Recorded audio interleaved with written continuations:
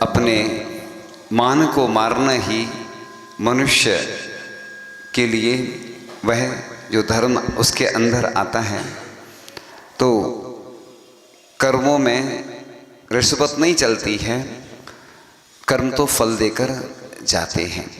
जैन दर्शन में अपने अंदर जितने गुण सरलता के द्वारा आते जाते हैं, प्रातःकाल की बेला में तो हमने बताया ही था। चूंकि तत्वार सूत्र का वाचन सब जगह होता है, अर्थ सहित ही होता है, लेकिन कोई ऐसा नियम नहीं होता है कि सिर्फ लोग जैसे करते ना बर्थडे पे ही कुछ करेंगे, कोई मैरिज एनिवर्सरी होगी तो उसी दिन करेंगे। जैसे गुरु गुणगान होता है, ऐसा कहीं शास्त्रों में नहीं लिखा कि सिर्फ दीक्षा दिवस के दिन ही गुरु गुणगान करो। प्रभु का गुणगान प्रतिदिन करते अपन पूजन के रूप में। ऐसे ही तत्वार सूत्र का वाचन तो वर्ष भर कर सकते हैं, सुन सकते हैं। इसलिए तिथियों से नहीं बंधना। ये पुरानी परंपराएं जो चली आ रही हैं तो अच्छी परंपरा, लेकिन कोई नियम नहीं। इसलिए जैसी अनुकूलता होती है, देखो संत सब कुछ देने को तैयार रहते हैं। जिस प्रकार से आप अतिथि का वो करते ना सत्कार, अतिथि संविभाग करते हैं, इंतजार करते हैं। चतुर्थकालीन व्यवस्था यही थी। ये बता रहे थे कि भरत चक्रवर्ती आंसू आ जाते थे आंखों में जब कोई आते नहीं थे अतिथि। चतुर्थकालीन व्यवस्था ये थी, पंचम काल की व्यवस्था जो चल रही है वही रहती है। अतिथि सत्कार, अतिथि संविभाग इसी प्रकार से अचानक होता है तो पाप को पुण्य रूप में भी बदल सकते हैं। तुमने किस प्रकार धर्म किया है उसकी परसेंट के अनुसार नंबर मिलते हैं। जिस प्रकार अच्छी तरह से जो मन को मार देते हैं तो यह धर्म प्रकट होता है। तो जो विनय करता है वह ऊंचाइयों पे पहुंचता है। तो विनय मोक्ष का द्वार है। जैसे पहले लोग पैर छूते थे, फिर घुटने छूने लगे, तो ऐसा नहीं गर्दन पकड़ने लगे नहीं, विनय ऐसे ही कहलाती थी। अब आजकल की वो जैसे चोर है ना, हाईटेक हो गए। पहले चोरी कैसे होती थी, अंजन चोर वाले रहते थे ना। अब तो आजकल तुम्हारे अकाउंट में कब चला जाए पैसा पता नहीं। पहले लोग चाबी रखते थे, अब तो मोबाइल में ही कुछ करना पड़ेगा लोग हैं तो इसलिए मॉडर्न जमाने के हिसाब से चोर भी हाईटेक हो रहे हैं, तो अपन को भी आप भी हाईटेक होते चले जा रहे हैं। तो इसलिए अपन को विनय करना चाहिए, जिन वाणी की विनय करना चाहिए। देव सास गुरु पंच परमिष्टि नव देवताओं की। ये क्या होता है ना, स्कूल में पहले जो सिखाया जाता था, आचार्य जी कहते थे हम जब स्कूल जाते थे तो सिर पे रखते थे बस्ता, फिर हृदय से लगाने लगे, अब पीठ पे रखने लगे। अब आज जो बच्चे पढ़ते हैं ना तो वो विनय नहीं करते। देखो कहीं भी लेट रहे बैठ रहे। अब जैसे ऑनलाइन सुनो, ऑनलाइन स्वाध्याय चल रहा है, लोग सुन रहे होंगे तो नमोस्तु थोड़ी करते, वैसे जैसी एक भावना रहती ना, एक शास्त्र की विनय रहती ना। लेकिन ठीक है, नहीं से तो अच्छा हम कह रहे हैं, जो अच्छा कर रहे हैं मैं उसकी प्रशंसा करता हूँ। जो कमी है वो सबकी कमी है, लेकिन अगर अपन उस कमी को दूर करेंगे तो इसलिए तो उच्चारण जो करते हैं ना तत्वार सूत्र का, तो प्रयास करना पड़ता। हम लोगों को भी आचार्य ऋषि ने बोला था कि रोज प्रतिदिन पढ़ा करो, लेकिन नहीं पढ़ पाते। मैंने भी कंठस्थ कर लिया था, लेकिन धीरे धीरे नहीं पढ़ा तो फिर विस्मृत हो जाता है। तो बोलते ना, पान सड़ा क्यों, घोड़ा अड़ा क्यों, विद्या बिसरी क्यों, बाटी जली क्यों, क्योंकि पलटी नहीं।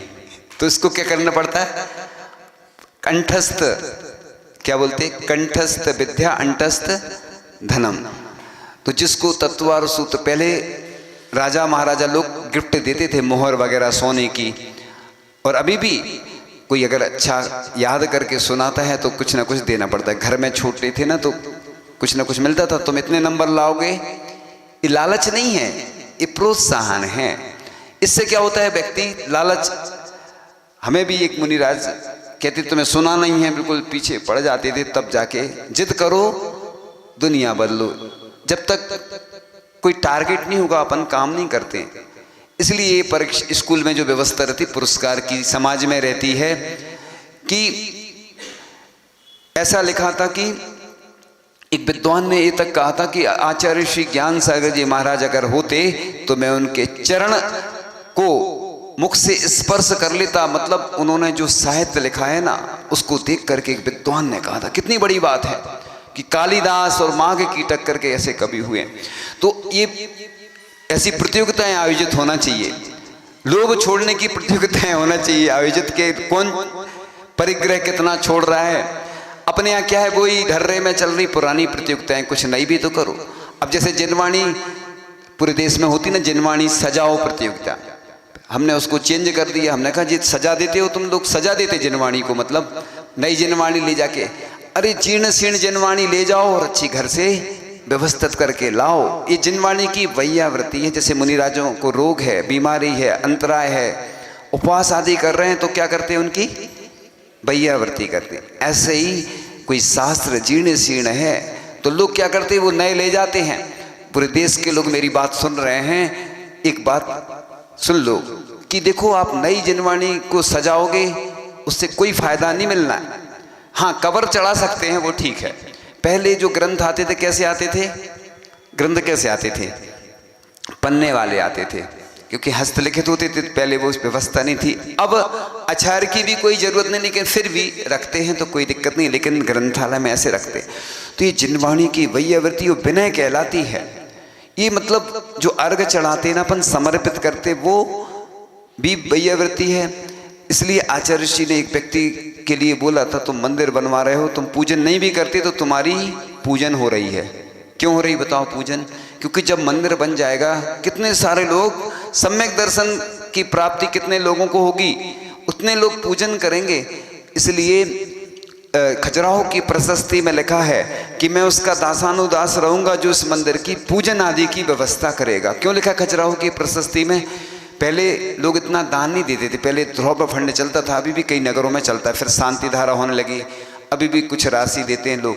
तो ये जिनवाणी की जो वैयावृत्ति है, विनय, गुरु की विनय क्या कहलाती है कि अगर जैसे परम पूज्य आचार्य श्री विद्यासागर जी महाराज आज हमारे बीच में नहीं हैं, लेकिन जब उनके हम चरण के दर्शन करते तो वही अनुभूति करते कि ये हमारे गुरु ही हैं। जैसे कि माटी की प्रतिमा में, मिट्टी की प्रतिमा में किसने किए थे?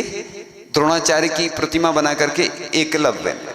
हाँ, तो ये जैन दर्शन यही कहता है भगवान आज हमारे बीच में नहीं है। यहाँ कहाँ पे हैं? सिद्ध अवस्था में हैं, लेकिन हम आज अनंत अवस्था में मानते। तो आस्था का केंद्र होते हैं हमारे भगवान, उनसे हमारी आस्था जुड़ी होती है। इसलिए कहते हैं कि शास्त्र तो बोलते नहीं हैं, प्रभु मौन रहते, बोलते नहीं हैं। गुरु साक्षात उनके दर्शन भी होते हैं और वो बोलते भी हैं। इसलिए गुरु के प्रति तो विनय रखते ही थे, लेकिन आज गुरु नहीं भी हैं तो उनके चरणों में दर्शन करके विनय करते हैं। ऐसे गुरुकुल में भी, चंद्र प्रभु जिनालय में भी आचार्य जी के चरण जब स्थापित होंगे, वो दिन अपनी आंखों से देख करके हमारी आंखें पवित्र हो जाएंगी, हमारा हृदय गदगद हो जाएगा जब उन चरणों के दर्शन करेंगे, उनको विराजमान करके। तो ये आस्था कहलाती है। देखो आप, आस्था के वसुभूत अन्य धर्म वाले भी क्या क्या करते हैं वो सबको मालूम है, ज्ञात है। इसलिए अपन को देव, शास्त्र और गुरु उनका बराबर स्थान होता है, और उनकी विनय करने से अपनी बुद्धि अच्छी होती है। आचार्य जी ने भी एक बार कहा था कि आचार्य परमेष्टि को भी बस में कर लेता है शिष्य, किसके द्वारा? विनय के द्वारा। सोचिए आप, आचार्य जी के शब्द थे ये। इसीलिए तो उन्होंने पूज्य ज्ञान सागर जी महाराज की विनय की तो उनको सब कुछ प्राप्त होता चला गया। और हमने भी देखा है कि आचार्य भगवान जो सरल हृदय होते थे ना, उनको क्षमा भी कर देते थे।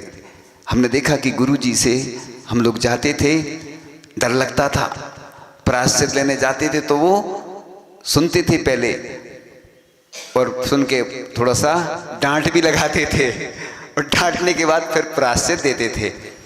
तो हम लोग समझते थे कि ये तो डांटेंगे, क्योंकि वो कभी भी ऐसे कोई भी कार्यों का समर्थन नहीं करते थे, लेकिन अब करना मजबूरी है। एक बार मुनि श्री प्रमाण सागर जी महाराज 6 बार गए प्रायश्चित लेने के लिए, तो आचार्य जी ने प्रायश्चित नहीं दिया। अब महाराज जी को विकल्प होने लगा, तो महाराज जी ने आचार्य ऋषि से पूछ ही लिया कि आचार्य ऋषि, हम आपके पास 5-6 बार आए और आपने प्रायश्चित नहीं दिया। तो आचार्य ऋषि बोलते कि मैं तुम्हारी परीक्षा ले रहा था कि तुम्हारे अंदर कितनी प्रायश्चित के प्रति कितनी वो है, मतलब तुम्हारा समर्पण कितना है और तुम्हारी कितनी भावना है। कई लोग आते हैं ना, एक बार आते हैं, इसलिए कोई भी काम होता है ना एक बार में नहीं होता है, लोगों को आकुलता होती है, जल्दी होती है। आचार्य ऋषि ने देखो कितने ऐसे प्रतिमाधारी व्रती, महाव्रती या एलक छुल्लक आरिका, जिनको जो आगे बढ़ना था, वो आशीर्वाद नहीं दिया, वो परीक्षा लेते थे, देखते थे कि तुम्हारे अंदर कितना समर्पण है। एक बार एक महाराज जी से किसी ने कहा कि महाराज जी, आप जीवन में अकेले कैसे रहोगे अगर आवश्यकता पड़ी? तो महाराज जी ने जो जवाब दिया बड़े गौर से सुनने लायक है। उन्होंने कहा, एक समर्पित शिष्य रहे मेरे साथ और पुस्तकें रहें बस, मुझे किसी की फिर आवश्यकता नहीं है, क्योंकि ग्रंथ में पढ़ता रहूँगा और एक समर्पित शिष्य की आवश्यकता रहती है। इसलिए विनय गुण बहुत अच्छा गुण होता है। और मैंने एक जगह पढ़ा है, जिन सरस्वती में लिखा था, किसी ग्रंथ का नीति वाक्य है कि मुनिराज कितने भी किसी से नाराज हों, आप उनके पास जाना, क्षमा याचना करना, नमोस्तु करना, और वो खुश हो जाएंगे, प्रसन्न हो जाएंगे। मैंने पढ़ा था। और मैंने पहले जब नया नया था तो बहुत सारे मुनिराज जो कड़क वाले थे ना, डर लगता था, लेकिन मैंने देखा उनकी सेवा वैयावृत्ति करो तो सरल बिल्कुल हो जाते। पहले मैं जानता नहीं था, जाता नहीं था, दूर रहता था, फिर धीरे धीरे जैसे उम्र बढ़ती जाती ना, तो बस वो सब मिलता जाता। अब मैं एक बार और सुनाया था उदाहरण, आज फिर सुना रहा हूँ विनय का गुण, कि मैं कुंडलपुर में बाहर बैठा हुआ था। अब ये जो हमारे संस्मरण हैं, स्वर्णिम संस्मरण बन चुके हैं। ये तो मैं स्वर्ण पत्र पर लिखवाऊंगा, क्योंकि अब आगे ये संस्मरण मिलने वाले नहीं हैं, क्योंकि जो घटित हो गया वो द्वारा घटित नहीं होना है। और बहुत अच्छा संस्मरण है कि मैं हॉल में बैठा था, आचार्य ऋषि के अंदर वैयावृत्ति चल रही थी, और बड़े बाबा के यहाँ सब मुनिराज चले गए। क्योंकि मैं कुंडलपुर में मैंने जो देखा है कि जब मैं पहुँचा तो तब उतने मुनिराज नहीं थे, तो आचार्य ऋषि के साथ बैठने का अवसर मिल जाता था, अग्रिम पंक्ति में वैयावृत्ति करने का अवसर मिल जाता था। लेकिन ज्यों ज्यों संख्या बढ़ती गई तो अपना नंबर पीछे होता चला गया, तो बस फिर तो देखने का अवसर मिलता था। जैसे आहार एक देना होता है और एक देखना होता है। अब बैठे रहते थे, आचार्य जी मना करते थे कि नहीं, 2 लोग करना, बस एक पैर में एक महाराज जी, एक पैर में दूसरे महाराज जी, बस। अब आचार्य जी बातें करते थे तो हम लोग धीरे से कर लेते थे, उनका ध्यान भी नहीं जाता था, बीच में कर लेते थे और बदलते रहते थे। तो वो सबसे तो करवाते नहीं थे वैयावृत्ति, तो हम लोग तरसते थे। तब लगता था कि देखो हमारे गुरु कितने बड़े हैं, कितने महान हैं। और उस लाइन में जितने हमारे संघ के दीक्षित महाराज आचार्य जी के द्वारा दीक्षित थे, सब बड़े बड़े और छोटे उतर बराबर, सब एक से, क्योंकि गुरु के लिए तो सब शिष्य हैं और शिष्य के लिए वो गुरु हैं। तो सब एक साथ बैठे रहते थे, बड़े छोटे का कुछ नहीं रहता था उधर की, जिसका नंबर जब आ गया तो ऐसे वैयावृत्ति नहीं मिलती थी। तब लगता था कि देखो पास में बैठने के बावजूद भी हम कितने दूर हैं गुरु से। अब हम बाहर बैठे थे और अंदर से एक ब्रह्मचारी जी आए, बोले अंदर आ जाओ वैयावृत्ति करने के लिए आचार्य जी की। कि हमने सोचा ये सपना तो नहीं है कहीं, क्योंकि मैं माला फेर रहा था बाहर। अंदर से पुकाराए आचार्य जी थे और पूज्य समय सागर जी महाराज, निर्यापक मुनि श्री समय सागर जी महाराज, वो वैयावृत्ति कर रहे थे। क्योंकि वो ज़्यादा वैयावृत्ति नहीं करते थे आचार्य जी की, दूर रहते थे, उनको एकदम संकोच लगता था, डर लगता था, ज़्यादा नहीं करते थे वो। लेकिन उस दिन और एक ब्रह्मचारी जी थे और आचार्य जी और वो महाराज जी, और हम गए, एक पैर की वो कर रहे थे और एक पैर की हमें मौका मिल गया। हम कुछ बोलने लगे तो आचार्य जी ने पैर हिलाया, वैयावृत्ति करो, बोलो नहीं, ठीक है। हमने कहा देखो सौभाग्य ये कहलाता कि महासौभाग्य की वैयावृत्ति करने का अवसर अपने आप, वैसे तो भीड़ रहती थी और उस समय कोई नहीं था तो मिल गया। कुछ बात कह के बस पूर्ण करेंगे। तो इस प्रकार से आचार्य ऋषि रामटेक में थे और हम लोगों को जाना था मुनि श्री विमल सागर जी महाराज के पास देवरी में, और चार महाराज जी को बिहार होना था। चार महाराज जी का, मुनि प्रबोध सागर जी आदि का दो दक्षिण साइड और हम लोगों को इसी साइड बिहार होना था। तो आचार्य ऋषि का अंतराय था उस दिन, तो हम लोग दुखी हो रहे थे कि आपको छोड़ के कैसे जाएं। तो आचार्य ऋषि का अंतराय था, तो पहले तो आचार्य ऋषि ने सब बातें बता दी, ऐसा ऐसा सोचा है। हम लोग चले गए, फिर एक मुनिराज आए, आचार्य ऋषि बुला रहे हैं आप लोगों को भैयावृत्ति करने के लिए। मैंने कहा देखो आचार्य ऋषि बुला रहे, ऐसा लगा कि आचार्य ऋषि तो किसी को बुलाते ही नहीं है। और आ गए, आचार्य ऋषि ने बिठा लिया सबको और चर्चाएं शुरू हो गई, भैयावृत्ति शुरू हो गई। इतने में एक मुनिराज आते हैं पत्र लेकर और आचार्य ऋषि को बताते हैं हमने ऐसा ऐसा लिख दिया, ये महाराज आ रहे हैं। तो आचार्य ऋषि बोलते हैं ये और लिख दो, अगवानी अच्छे से करना। तो मतलब देखो शिष्यों को कैसे संभालते थे गुरु। ये संस्मरण तो कई बार हमने सुनाए हैं, लेकिन बात विनय की चल रही है कि देखो शिष्य अगर गुरु की विनय करता है, उनकी आज्ञा में चलता है, तो गुरु को कितनी चिंता रहती कि भैयावृत्ति के लिए वो स्वयं बुलवा लेते। और कई बार ऐसे संस्मरण हमारे साथ घटित हुए कि हमें पास में रहती हुई भैयावृत्ति करने के मौके नहीं मिले। इसलिए कुछ बात कहकर बस पूर्ण कर लेंगे कि लोगों के कहने पर धर्म के कार्य नहीं छोड़ देना। तो मंदिर तीन लोक के नाथ का होता है, इनकी पूजा भक्ति करना हमारा कर्तव्य है। घमंड के कारण बहुत से लोग बिखर जाते हैं, तो इस प्रकार से अतिथि सत्कार बहुत लाभदायी है। तुम्हें जो भी संपदा मिल रही है वह धर्म का ही फल है। तो जाति आदि का मत नहीं करें, क्योंकि लघुता से प्रभुता मिलती है। अहंकार झुकने नहीं देता है, मद करने से क्या होता है, घाटा होता है। इसलिए भगवान के सेवक बनकर के अपना सौभाग्य समझना चाहिए। इसलिए मंदिर में, पाठशाला में, गौशाला में अगर अपन को कुछ सेवा का अवसर मिल रहा तो सौभाग्य समझो। इसलिए मैं सुबह सुना रहा था, समय हो जाता, अभी भी समय हो रहा है, कि जब भी मैं कोई अच्छा कार्य करता हूँ, तत्वार सूत्र का वाचन चल रहा था, तो मैं ऐसा समझता हूँ मैं महापुण्यशाली हूँ, महासौभाग्यशाली हूँ, इसलिए मैं महापुण्यार्जक हूँ।